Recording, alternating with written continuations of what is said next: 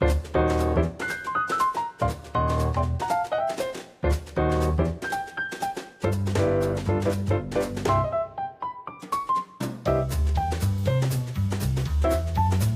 everyone to the Betty Eats podcast. I am Betty of Betty Eats, and today on the podcast we have Beth Bollinger. So glad to see you. And for those of you that don't know, Beth has this wonderful newsletter called Nest Wellness, where she talks about healthy eating options, and really it's for longevity and good health, not just things that are healthy, but things that taste wonderful as well. And so Beth, welcome to the program, and I would love to hear just more about you, and if you can introduce yourself to everybody and tell us a little bit about you.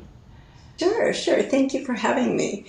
My name is Beth Bollinger. I'm a nutritionist and a recipe developer, and I focus on blood sugar balance and metabolic health, and so I create recipes that the goal is always that they taste good, but that they support good health and longevity. Mm-hmm. Yeah, and I think sometimes too, people may have a tendency to think, oh, if it's going to be good for me, I'm going to have to compromise in some way in terms of health, but that's not the case, because I see your recipes and just what you're doing, and I've made some of them, and I know they're awesome. Yeah, I don't ever want people to feel deprived. I think that healthy can be delicious, and it should be delicious. And I think food should support our bodies and our brains and our metabolic health. Yeah, and I think too, especially, I know for me personally, just as I get older, that becomes more important, I think, than anything else. Like you talked about supporting that metabolic health, it really, there's days where you wake up and think, okay, this has made a difference, in how I feel and just in terms of health. But tell me, how did you kind of get started on this road? How did you get started cooking this way, and what made you decide that? Well, at age 35, I was diagnosed with a mitral valve prolapse syndrome. And so that's a benign heart condition, but it causes chest pain in some people. So I dove into the research and found out that if I cut sugar from my diet, that it may, benefit me, and it may alleviate some of the chest pain. So I tried that. At 35, I cut sugar out of my diet. And so that was sort of the first step on this journey. And at that point, I sort of dove into integrative health and nutrition. And I was managing, at the time, a medical practice. And I saw every day firsthand how diet and lifestyle choices affected people's health and their health outcomes. And so at that point, I decided I really wanted to be more on the side of patient care, and my way to that was through food. And so that's kind of how I got involved in all of this. Yeah. Well, I think what you said about sort of how food really does affect just our health, especially in later years. I know that you have medical folks in your family, your immediate family, and I do too. And they see it, like at the hospital. They see it in their practice, and what a difference that makes. So that's so interesting that it came out of kind of like your own personal need, but then it's like, oh, this is a way to help others as well. So I would imagine that a lot of the recipes that you're putting together are inspired by that. And so how do you decide, okay, I really want to put this together? Where do you draw your inspiration from? So, I started wearing a continuous glucose monitor about 5 years ago. Oh, wow. And I realized that the blood sugar spikes that I was getting from food were correlated with my chest pain. And so I sort of dove a little deeper into low glycemic eating. And I ended up developing a library of recipes for Levels Health. And then from there, after that project was finished, I wanted to keep doing this. I loved the challenge of making a delicious recipe that was also supportive of health and somebody with insulin resistance or prediabetes or diabetes could enjoy without harming their health. So that's sort of where my inspiration comes from, that low glycemic lens. And once my project with Levels Health was complete, I wanted to find a way to sort of continue on doing that work. And so that's when I started my Substack. So now my inspiration usually comes from subscribers or from my family, or someone will say, gosh, I really wish I could have this. And okay, I'll work on that. So wow. that's usually how it comes about. I have a pretty lively chat group with my subscribers, and so they are my daily inspiration. So right now, a lot of people want creamers, holiday flavored creamers. Yeah. And so it will be in an upcoming newsletter. Yeah. Creamers, that support your metabolic health and won't spike your blood sugar. So. Yeah. Well, can you talk a little bit about metabolic health? Because I think that a lot of times people don't realize just how things affect that, and like what, kind of like what outcomes can be if you don't pay attention to it versus when you do pay attention to it. Yeah. So,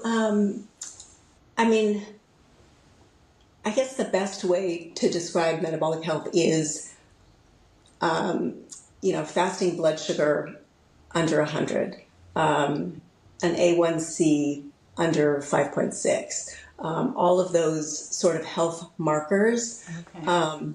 And so when we eat sort of the standard American diet, cereal and orange juice for breakfast, sandwich and cookies or chips for lunch, and then maybe pasta for dinner, that's a spike and a crash all day long, every day. Yeah. And so over time, that adds up.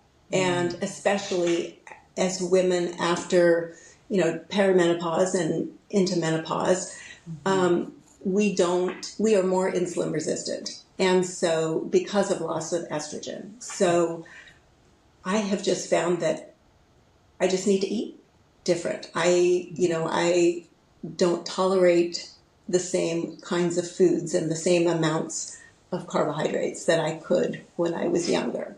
Yeah. So that all sort of falls into the umbrella of low glycemic eating. Mm-hmm.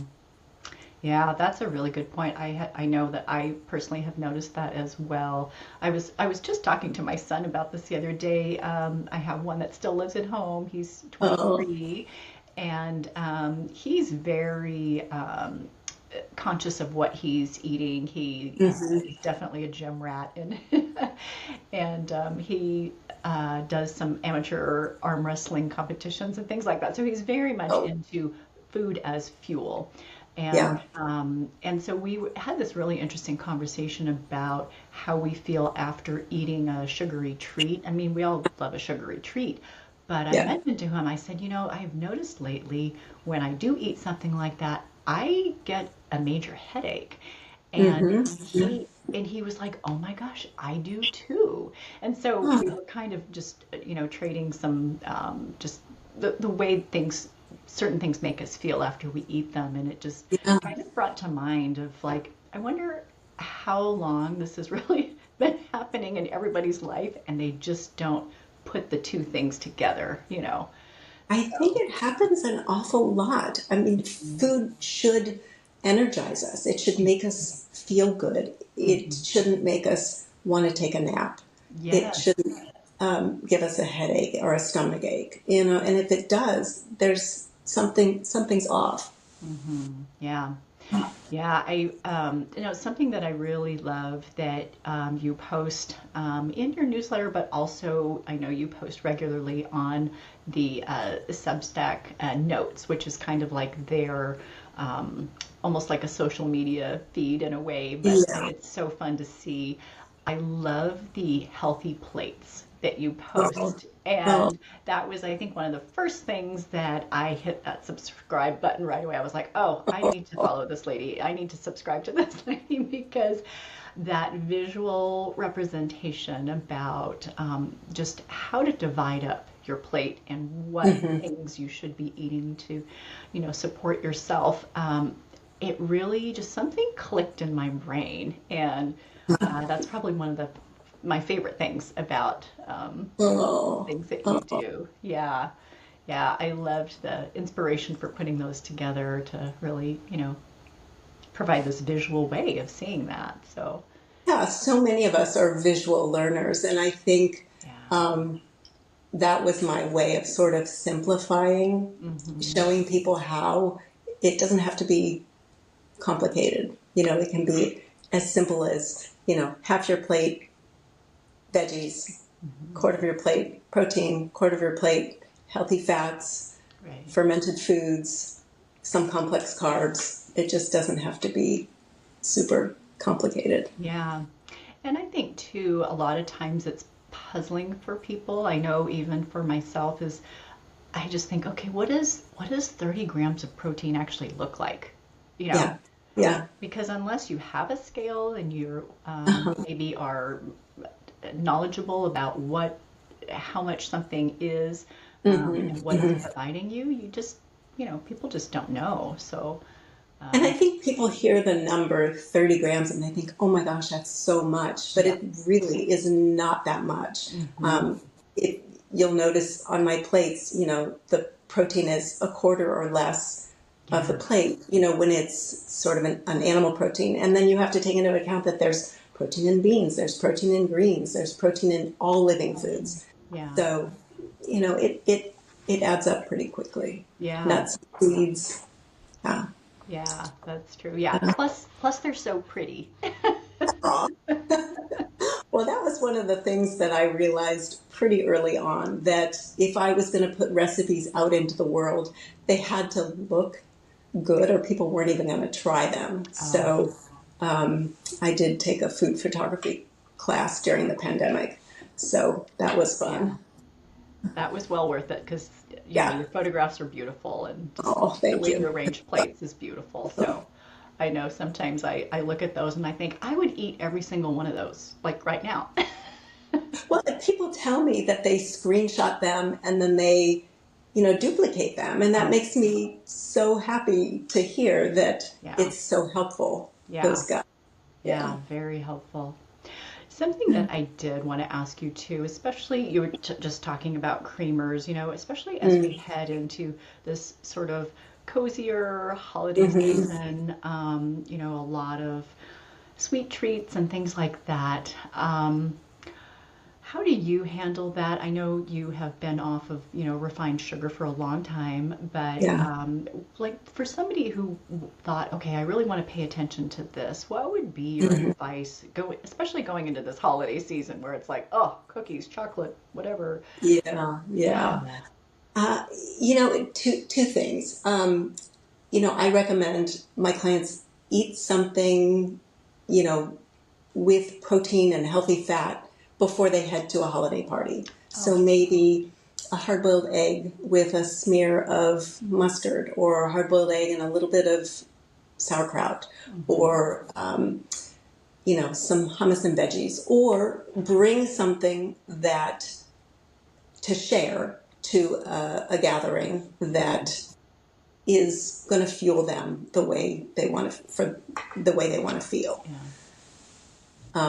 And then as far as Hmm. sweet treats, there are, lots of recipes that I've come up with that are a good combination of fat, fiber, and protein, and they do produce a level glucose response. So some of those surprise people. I think that's really a good point because you don't think about, like, sometimes people are like, ooh, I'm saving up my calories for that, office holiday party, and you Hmm. kind of like blow the whole day's calories right there. And Yeah, um, yeah. yeah, but eating something before I think is really smart, especially if it's a protein, because then Hmm. things just aren't going to be as tempting. Hmm. Um, Yeah, I know a friend of mine. I used to take a spin class years ago, and but I just remember the gal that taught it was a friend of mine, and she used to always say that you can take a bite of something, but you don't have to eat the whole thing. I like that. I like that. Well, And and that's often that that first bite is the most satisfying one right. anyway. Yeah, So, that's great advice. I like that. yeah, yeah. That's so funny. Well, something that I do like to talk about on the program too is that there are so many AI generated recipes out there, and sometimes people do get fooled. I know I have been fooled Mm, myself sometimes with some mm. viral recipe, and it's like, oh no. But Uh-oh. how do you sort of vet a recipe, especially if you are looking for something that is lower glycemic? What do you Mhm. look for when you see something online? I look, I guess what I'm looking for my audience Hmm. is a good combination of fat, fiber, and protein. Okay. But also, does it contain all real food ingredients? Um, Mm. those are sort of the criteria that I use for recipes for my audience. Okay. Um, and then as far as like detecting an AI recipe, I would say maybe things that look computer generated, or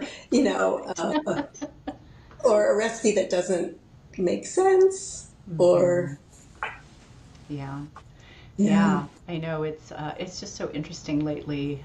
The stuff, I'm sure as a person in the food world that you just see like the craziest things or things that just don't make sense, like you said. Hmm. Um, Hmm. Yeah. yeah, or cranberries aren't that size. What? Yeah. Or I think I can remember seeing a recipe on Facebook that said it was sugar free, but it was completely made of dried fruit. Oh, And so, oh my gosh, somebody who's, needing to eat a low glycemic diet, they see this recipe that says sugar free, but it's completely made of dried fruit. That's not going to be good for their blood sugar. So, oh, wow. yeah. Yeah. Yeah. Yeah. So, Yeah. Now, so you were talking about that you do a lot of recipes that maybe your readers and your audience have requested of you. What has mhm. been something that's like a most requested type of thing? Do you find certain patterns or certain times of years that people want certain things? Well, chocolate is always a favorite. Always, always, always. Whenever I can come up with a chocolate recipe that also gives a level glucose response and Mm, it's nourishing and decadent and delicious, that's always a win. yeah, yeah. Yeah, I can see chocolate, why. I would say, hands down. Next, I would say any kind of sweet treat for breakfast. So I have a Okay. breakfast cookie that people seem to really, really love. My kids love it. Hmm. I feel good about feeding it to them, sending them to school with a breakfast cookie. Last Sunday, I did a breakfast brownie, I which saw that. Oh my was gosh. very popular. So yeah, so anytime that I can make something that's good for you that really feels like a treat, that's a win. Yeah. Yeah, Oh yeah, yeah. That's exciting. Chocolate is always exciting, I think. yeah, yeah. And then also any kind of bread product. I think Oh, right. people watching their blood sugar appreciate a bread product that's not going to spike their blood sugar. Oh, right. Yeah. Yeah, and I'm guessing that that is probably going to be something that does have more whole grains or complex carbohydrates, or no? Well, one of my most popular ones is a flax bread. So it's ground flax Hmm. um, instead of flour. Oh, Yeah, yeah, yeah. yeah, That makes sense. Yeah. yeah. Now, something that I made of yours and that I now always keep is the flax, chia seed, and hemp. Um, Oh, the no oats. yes, Yes. I Yes. keep Oh, always good. keep that mixture on hand now, and Oh, good. yeah, so I will eat that as like a warm breakfast cereal, but then I also Exactly. love sprinkling that on things. Yes, yes. I So had good. mine on my yogurt this Oh morning. yeah, yeah, Yeah, yeah. yeah, That's great. That's a nice little way to sneak in, some of that flax meal as well. So yeah, yeah. yeah. Well, something that I know a lot of guests that come on, they do talk about a tried and true recipe that they love and that they want to share with listeners. Have you chosen a tried and true recipe to share? And can you tell us about that? I would love to share my triple chocolate banana bread. That's Oh, one that people seem to love. I could share the breakfast cookie recipe. oh, okay. Yeah. We'll take them. Okay. Okay. I will put links to both of those in the post that comes out with this, and it will also be not only on Substack but also on YouTube and wherever people listen to their podcasts. So I'll have Very links good. to that.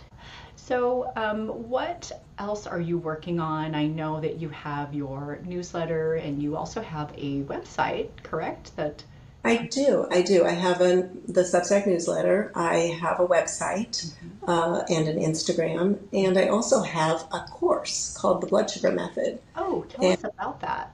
yeah, so I co-created that with a woman named Anya Hall, and she lives in France. And so she is a chef, a professional chef, and we met about a year ago and we decided to create a course. So it's an 8-week downloadable, do at your own pace course, and there's a community component to it. So we teach a live cooking class every month. We have Q&As with doctors and other health experts inside the course. Mm.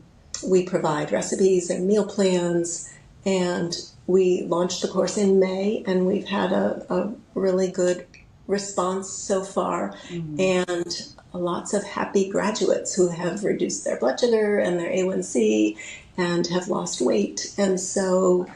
Anya and I are super grateful for our members and the Mm. way it all came together. Yeah, that sounds Um, wonderful. That sounds like really a little bit of help, especially if somebody says, please take my hand and show me what I need to do yeah, and how to do it. Because I yeah, think, a lot of times people get maybe a diagnosis or they just mhm, discover, that they're not feeling 100%, mhm, but it's hard to know like the next step to take without somebody showing you. yeah. Yeah. People usually find me if with a prediabetes diagnosis or Mhm. menopause, insulin resistance. Yeah. That's usually how people find me. And the community of women inside the course is so supportive, and I'm just so proud of them. And I just love the community that we've been able to create. So Yeah. I super think grateful. something that's really great about that community too, it seems like it would also be like these accountability partners, Hmm. because it's Exactly. easy to kind of slip back into old ways and, Hmm. Hmm. and then not feel good and then that cycle kind of goes. And so, Yeah, yeah. And people, they share pictures of their meals, they share pictures of their glucose responses. mm, So it's super encouraging. And yeah, that community aspect, it's so supportive, just nothing quite like it. yeah. Um, Yeah, that's wonderful. I love that community building too. It's kind of like, yes, I'm doing this for me, but it's like, oh, I have all these new friends now, mhm, mhm. It's really wonderful. Yeah, that's great. Yeah. So are you working on a cookbook by chance? I would love to do a cookbook someday. I am not working on one at the moment, but that is definitely on my bucket list. Yeah, yeah, Yeah, I could totally see it. I think that would be yeah. something that would be very Oh, popular. yeah. Well, thank you. Yeah. Well, where is the best place for people to connect with you online? I mean, I imagine all the places that you've talked about, but is there one in particular that you think, oh yeah, please contact me here? They can DM me on Instagram. They Okay. can contact me through Substack. message me on Substack or email me, nessanoma@gmail.com. Okay. Okay. Any of the above. Yeah. Okay, good. We'll put links to all of those as well. Okay. And that way, if people do want to reach out to you and they have maybe specific questions for you, just about how to, change their way of eating, that I think that would be super helpful. So, yeah. Well, thank you so much, Beth, for your time today and just explaining a little bit more about how this metabolic health and this way of eating is doable and delicious. So I love that you have combined those things. So, yeah. Well, thank you for having me. It's been a pleasure. Yeah, thank you.